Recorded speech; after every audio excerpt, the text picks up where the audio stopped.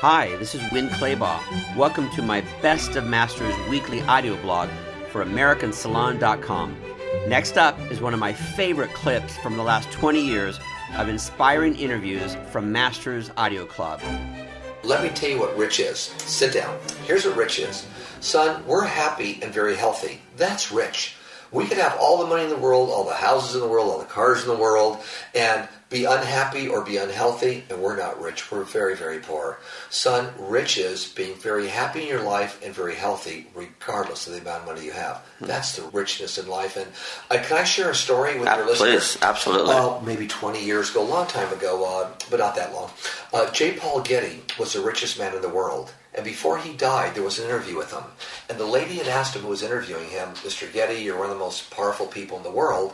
Would you change anything in your life now that you're in your 70s or 80s? What would you change in your life if you could?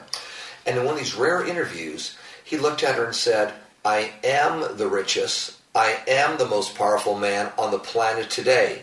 But yes, there are things I would change. I would give up the majority of my wealth if only I could have been happy.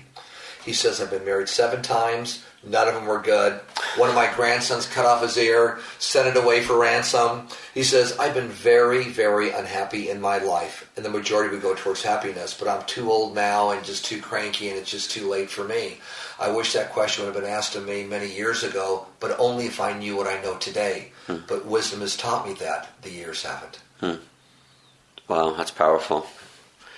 Can you share with us some ideas on wealth building, because wealth building can begin day one, the very beginning of your career, the very beginning of your first paycheck in the salon, the very first day opening up your salon business. You can begin wealth building, and you sure can. And I love that you share this, and I really want to get it down on this master CD. Certainly. Because I've been privileged to have some private time with you over the years, and you've given me some wonderful advice that totally has worked for me. So can you share some of those ideas with us? A very wise man had written years ago, many years ago, decades ago, that part of what you make is yours to keep. Now the listener may think, well, wait a minute, everything I make is mine to keep if I want to, but I have bills. Well, everybody thinks that way.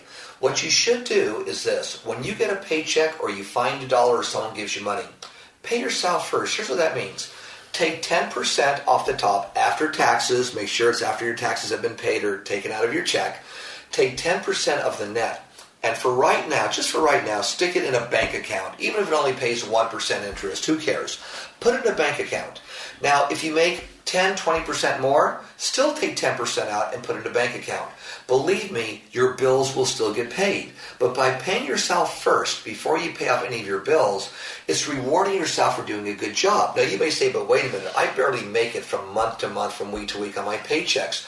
I'm going to miss that. No, you won't. If you made 10% less or 10% more, you'd still get your bills paid. A magical thing happens when you start a flow. You start a flow and money starts coming in more and more and more, and you should keep doing that, at least until you have enough money in the bank to pay every bill you have for 6 months.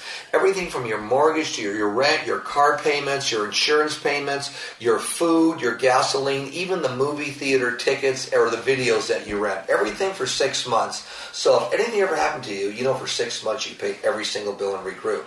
When you do that, then you start feeling very, very secure in life. When I first started doing it, I thought, how am I going to make it?